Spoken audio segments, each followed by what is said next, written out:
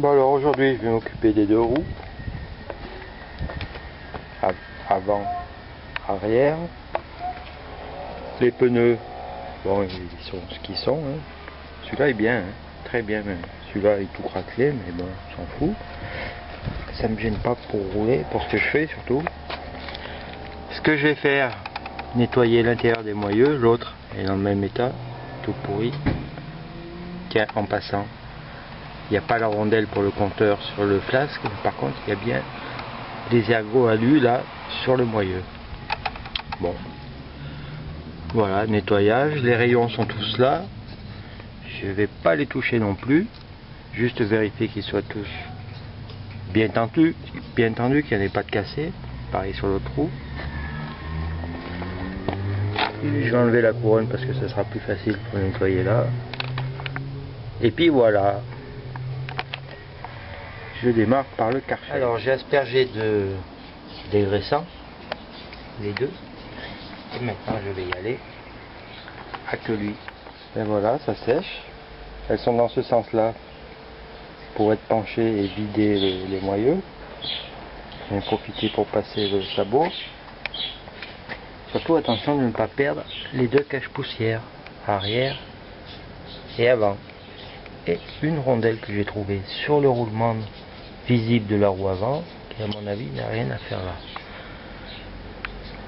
Voilà, après séchage et on commence le boulot. Pour lever la couronne, on détord les rondelles frein sur les 6 vis. On enlève les vis. Là on les enlève avec des vis d'abord, ensuite on les enlève. Et comme vous voyez, mes rondelles, eh ben, sont quasi nazes. Elles marchent par paire. Hein. J'en marque en a. Il en faut 3 en fait, sur 6. Et celle-là vient de casser en 2. Bon, elles sont pas dans un bon état, donc je vais quand même les garder des fois que j'en ai besoin. Et la couronne sort toute seule. Il n'y a pas de cran, hein.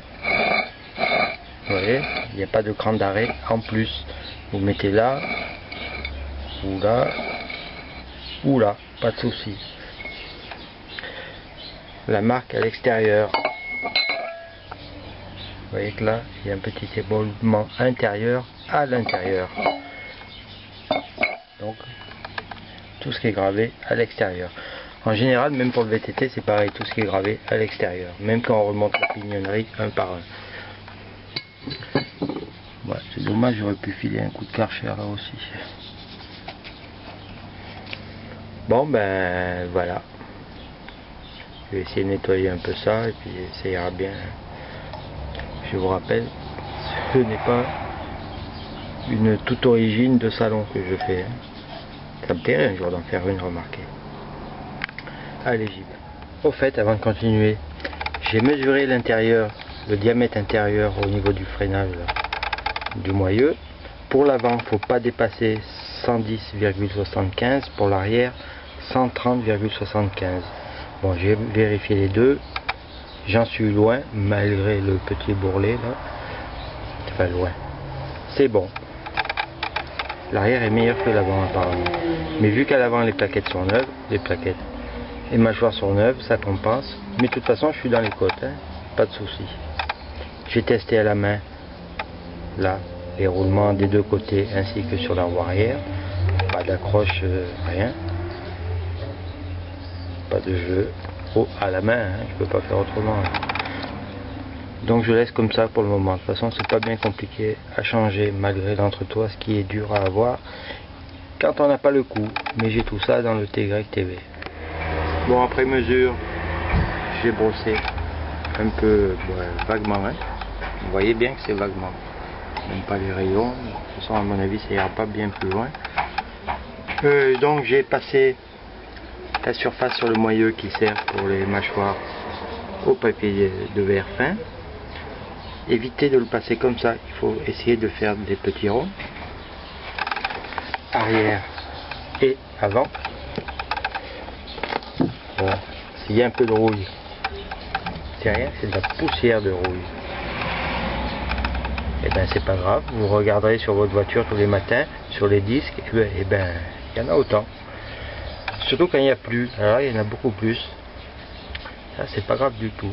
Donc j'ai passé aussi sur l'avant. Pareil, gratté moyennement. J'ai juste passé un coup de polish vite fait là, avec ma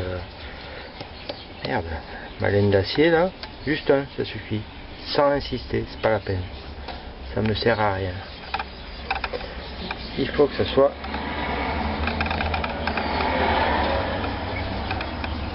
bien. Si, ça va le faire. Il faut que ça soit comme ça. Point. Alors voilà, comme j'en ai fini avec les vidéos du Ventoux trial classique, je finis mes roues. J'avais attaqué les flasques, je finis par les roues. Voilà, ben je ferai pas mieux parce que c'est déjà bien par rapport à ce que c'était. Là, les moyeux, je vous ai montré déjà. Je fais l'arrière, je remonte les flasques et puis ça va le faire. Et voici la roue arrière. Je vais d'ailleurs replacer la couronne qui est nickel. À mon avis, le kit chaîne était neuf. En tout cas, la chaîne et la couronne. Ouais, je vais repasser la couronne, comme ça en plus je la perdrai pas, je saurai où sont les vis. Par contre, je vais juste la poser sans les rondelles, puisque les rondelles, bon, je peux encore m'en servir une fois, mais bon. Si j'oublie de les commander, je m'en resservirai. Allez, je remets la couronne, et je remonte les flasques, je m'occupe de la tringle de frein, et des deux cache-poussières, et ça devrait être bon. Alors, au cas où j'oublie, pour le moment, je mets 6 rondelles éventail. Sait-on jamais.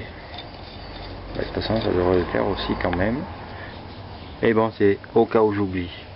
Donc, ça sera toujours bien tenu. Puis, de toute façon, je vérifie tous les serrages très souvent. D'ailleurs, hier, j'ai regardé un peu sur les motos de chacun. Il y avait pas mal de trucs desserrés. Hein, mais bon. Voilà, donc les cache-poussières, et puis ça sera bon. Alors, les cache-poussières, c'est ça. La roue arrière, c'est le gros à gauche. Là. La roue avant, c'est le petit à droite. Un peu crade, je les nettoie, je les monte, je m'occupe du frein. Et je retourne sur le cadre. Alors, comme le cache-poussière s'enclenche sur un spi, ben, on met de la graisse.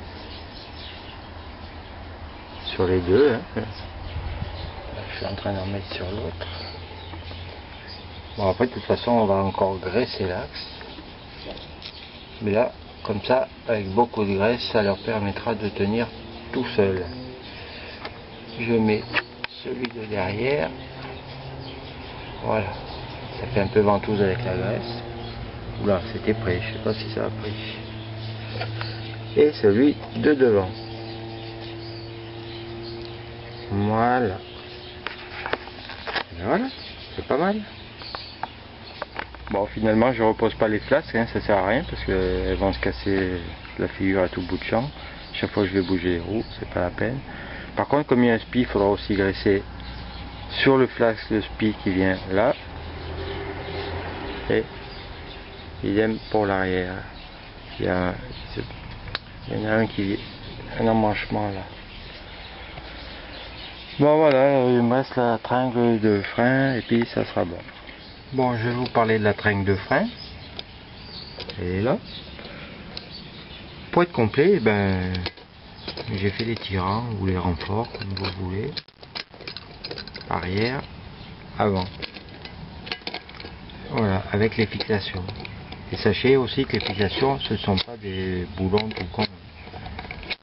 En fait, les tirants sont libres. L'axe est serré, mais l'épaulement est calculé de manière à ce que la tringle reste libre. Elle peut pivoter légèrement sur l'axe, autant devant que derrière, sous peine de casse nette. Ben parlez-en, je crois que c'est Top TY qui en a cassé plusieurs à cause de ça. Voilà, c'en est fini pour les deux roues, flasque, frein. Tout est prêt au remontage, une fois que j'aurai remis le cadre. Remis en état le cadre. Au fait, merci Pascal hein, pour celle-là. Et le reste. Allez, ciao.